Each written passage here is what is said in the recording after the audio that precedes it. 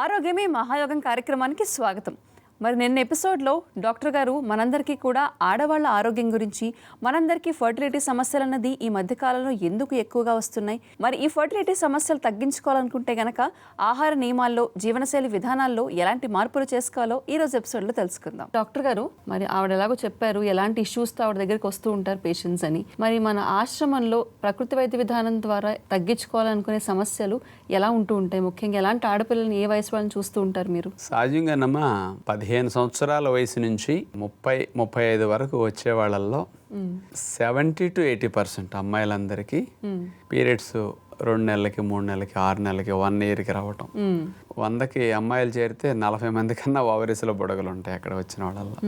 Endometriosis కేసులు 100 మంది అమ్మాయిలు చేరితే 3-4 ఉంటారు అందులో ఇప్పుడు ఈ రోజులో చూస్తే. ఇక పిల్లలు పుట్టిన వాళ్ళు అనుకోండి, ఇందులో సగం మంది ఉంటారు. దీంతో అన్వాంటెడ్ హెయిర్ వచ్చి హార్మోన్స్, చాలా మంచి మాట చెప్పారు, ఈస్ట్రోజన్, టెస్టోస్టిరోన్ ప్రొడక్షన్ పెరిగిపోతుంది. ఈస్ట్రోజన్ అట్లా కన్వర్ట్ అయిపోతుంది.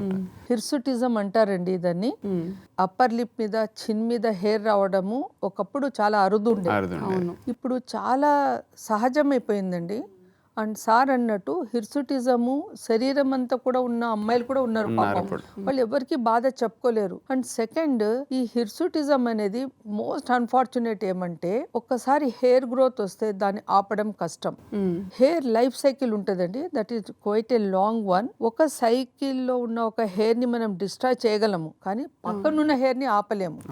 దాంతో ఇది స్టార్ట్ కాకముందే ముందు జాగ్రత్త తీసుకోవడం మేలు, కానీ వచ్చిన తర్వాత పడే ఇబ్బందులు చాలా ఎక్కువ ఉంటాయి.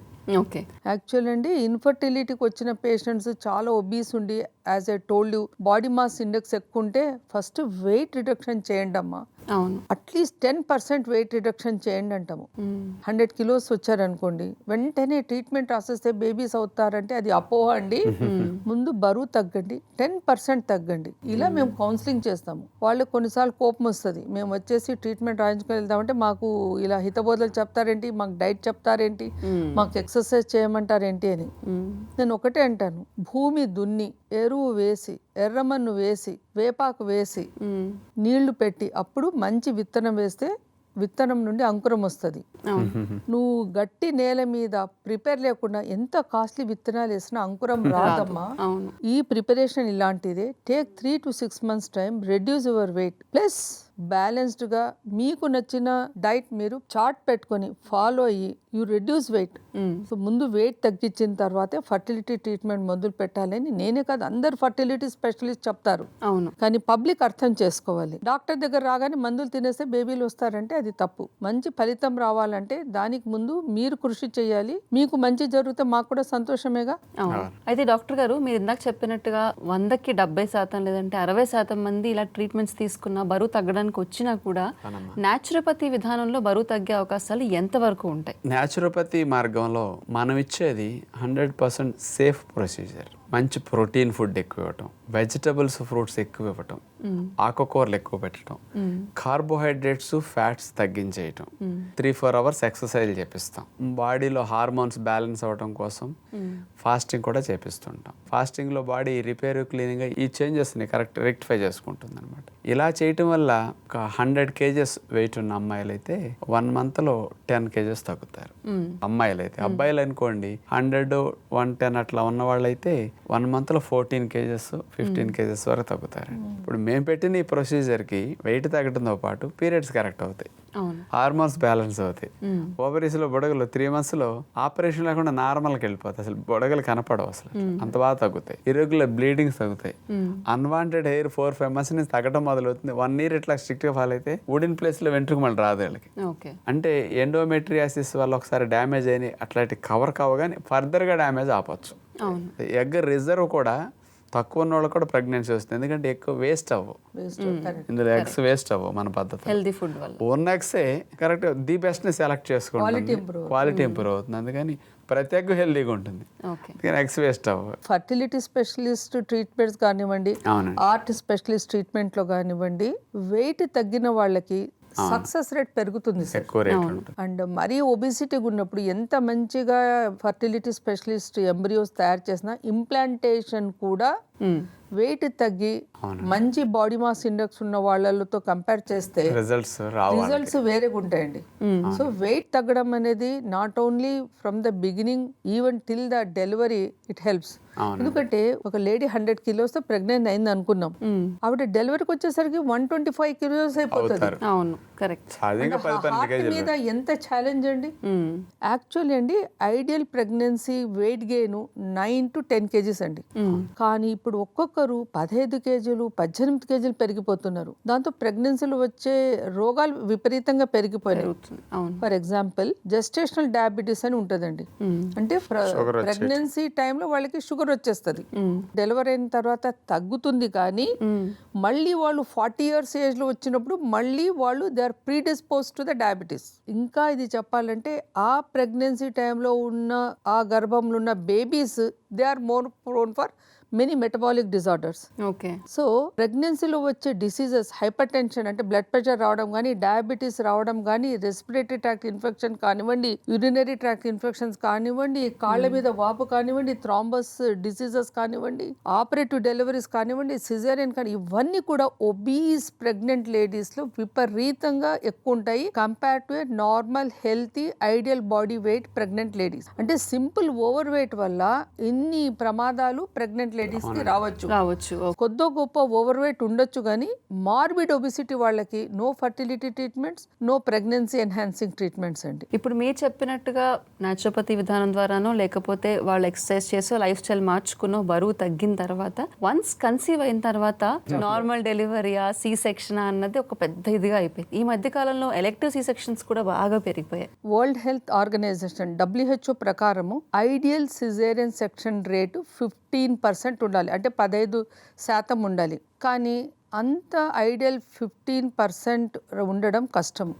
మనం ఇంతకు ముందు చర్చించుకున్న విషయాలు అన్ని కూడా ఇంక్రీజ్డ్ సిజేరియన్ సెక్షన్ కి దోహదం చేసినవే. ఈ 20 years ప్రెగ్నెంట్ లేడీకి 38 years ప్రెగ్నెంట్ లేడీకి ఎంత తేడా ఉంటుంది మీరే చెప్పండి. అవును. ఏజ్ రిలేటెడ్ డయాబెటీస్ వచ్చిండొచ్చు, ఏజ్ రిలేటెడ్ బ్లడ్ ప్రెషర్ వచ్చిండొచ్చు. సెకండ్, తల్లి నుండి ప్లాజంటా అంటే తెలుగులో మాయ అంటారు, దాని ద్వారా ఆ బేబీకి లభించే ఫుడ్, మినరల్స్, వైటమిన్స్, గ్లూకోజ్ అన్ని కూడాను ప్లాజెంటా ద్వారా బేబీకి లభించే మార్గం దేవుడు పెట్టినప్పుడు ప్రకృతిలో ఈ డిసీజెస్ వల్ల ప్లాజెంటల్ బ్లడ్ వెజెస్ ష్రింక్ అయ్యాయి అనుకోండి, ఆ బేబీస్ కూడా కృషించి పోతాయి. డయాబెటీస్ వచ్చింది అనుకోండి, డయాబెటీస్ లో 2 ఎక్స్ట్రీమ్స్ ఉంటాయి. ఎక్సెసివ్ బ్లడ్ షుగర్ తల్లిలో సర్క్యులేట్ అవుతున్నప్పుడు గ్లూకోజ్ మంచిగా ప్లాజెంటా ద్వారా బేబీకి రీచ్ అవుతుందండి. దాంతో బేబీస్ విపరీతంగా ఓవర్ వెయిట్ అయిపోయి large for gestational age babies అంటారు. అంటే ఒక స్త్రీకి 2.8 నుండి 3 kgs బేబీ నార్మల్ గా డెలివరీ అయ్యే విధానం ఉంటే ఆ బేబీస్ 4.3, 4.5 అయ్యాయి అనుకోండి, సిజేరియన్స్ అవుతాయి కదండి. అంటే ఇది ఇండైరెక్ట్లీ దానికి హెల్ప్ చేస్తుంది. 38 years లేడీస్ కి ముందు నుండి బ్లడ్ ప్రెషర్ ఉండడమో లేకపోతే ప్రెగ్నెన్సీలో బ్లడ్ ప్రెషర్ వచ్చింది అనుకోండి, వన్స్ అగైన్ ఆ బేబీకి ఆహార పదార్థాలు సరిగా సరఫరా లేక ఆ బేబీ కృషించింది అనుకోండి, దాన్ని స్మాల్ ఫర్ జెస్టేషనల్ బేబీస్ అంటారు.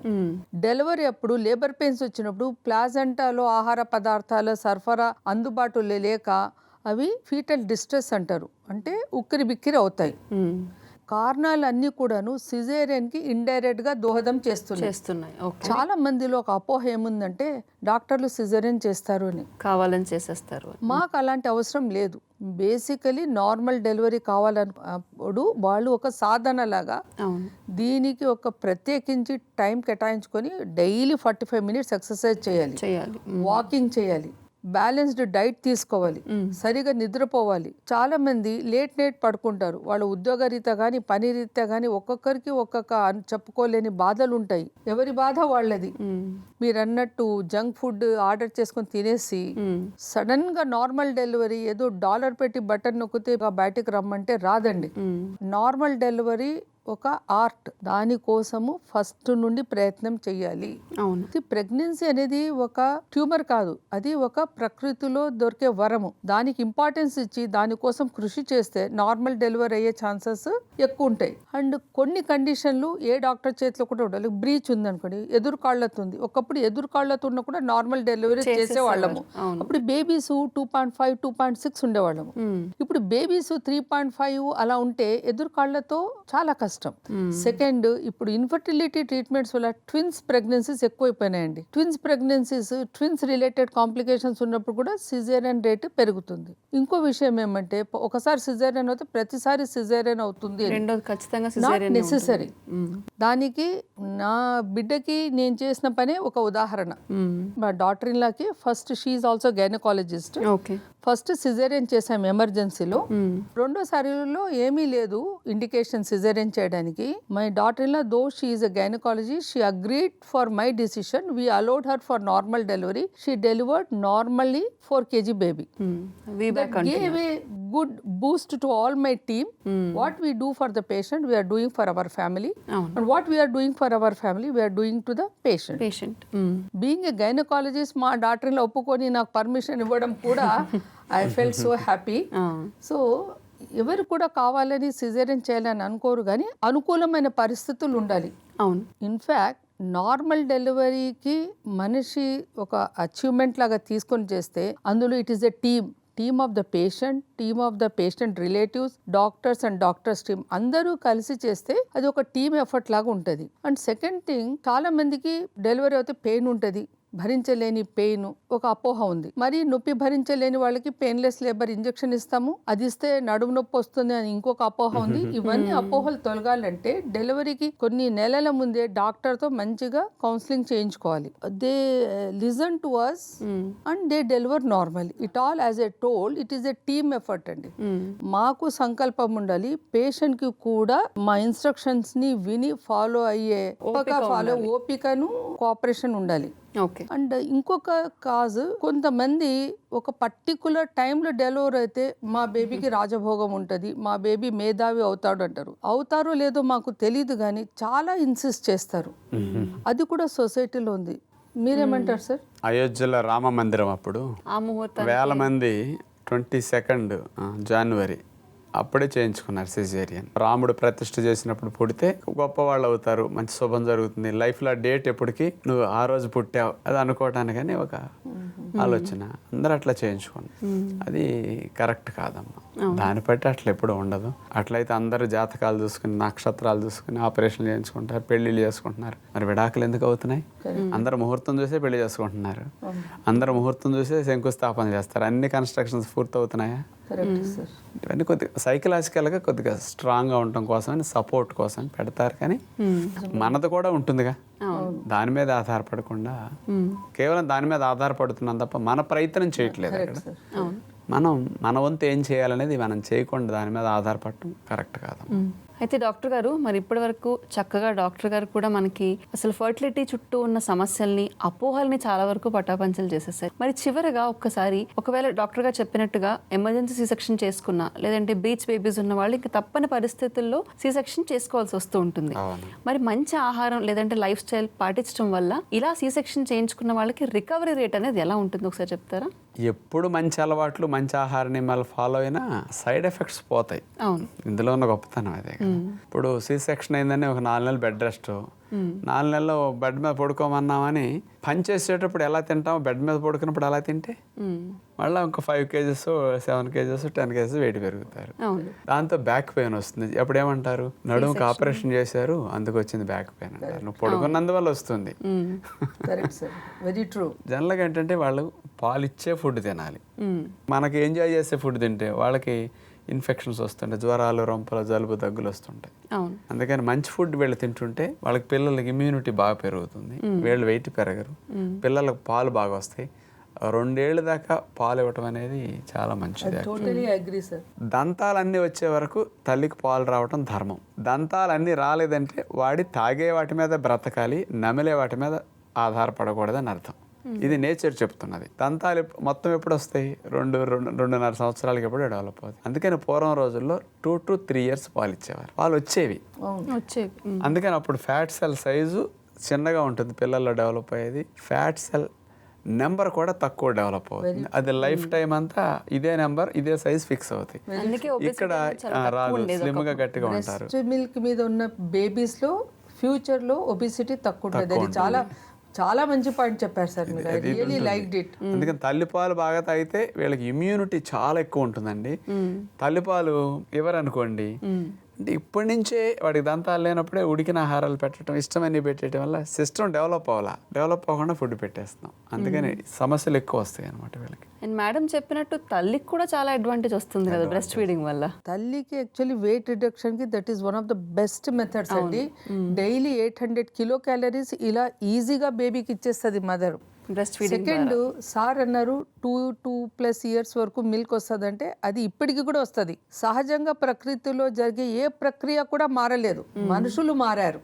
అలవాట్లు మంచిగా రావట్లేదమ్మా. ఇప్పుడు నేను చెప్పే ఫుడ్ తింటారు మన ఫాలోవర్స్ 2.5 years, ఒక్కొక్కరికి ఎక్కువైపోతున్నాయి పాలు మా డైట్కి. కరెక్ట్. మంచి ప్రోటీన్ ఫుడ్ ఇస్తే పాలు విపరీతంగా తయారవుతాయి. స్ప్రౌట్స్, నట్స్ బాగా తినమంటాం, అన్పాలిష్డ్ తినమంటాం, బాగా పాలు డెవలప్. ఒక మాటలో చెప్పాలంటే అండి, డిమాండ్ ఉంటే సప్లై ఉంటుంది. తల్లి దగ్గర బిడ్డ వెళ్ళి మదర్ కి అడిగితే సక్ చేస్తే మిల్క్ వద్దంటే వస్తుంది. డిమాండ్ ఉంటే సప్లై ఉంటుంది. తల్లి దగ్గర బిడ్డ వెళ్ళి మదర్ కి అడిగితే సక్ చేస్తే మిల్క్ వద్దంటే వస్తుంది. నేను చివరికి విసిగిపోయి పేషెంట్కి చెప్తాను, అమ్మ ఆవు గాని గేదె గాని మేక గాని నీళ్లలో ఉన్న చేప గాని తన బిడ్డకి తన్ని పోరా ఎక్కడైనా పాలు తాగమని చెప్పదు. వాళ్ళ బిడ్డలకి అవే పాలు ఇస్తాయి. మీరు మనుషులు ఇంత ఇంటెలిజెంట్ ఉండి పాలు రాలేదని ఎందుకు జపం చేస్తారు? 2 days ఆగండి, 3rd dayకి వద్దంటే మిల్క్ వస్తుంది. 2 days ముర్రు పాలలో వస్తాయి. అందులో ఇమ్యూనోగ్లోబులిన్స్ విపరీతంగా ఉంటాయి. అది మీకు ఏ ఫార్ములా మిల్క్ పౌడర్లు కూడా దొరకదు. అదొక అపురూపమైన వరము, అమృతము. ఆ అమృతాన్ని ఆ బిడ్డలకి అందజేయండి. 3వ రోజు నుండి మంచిగా తెల్లగా పాలు వస్తాయి.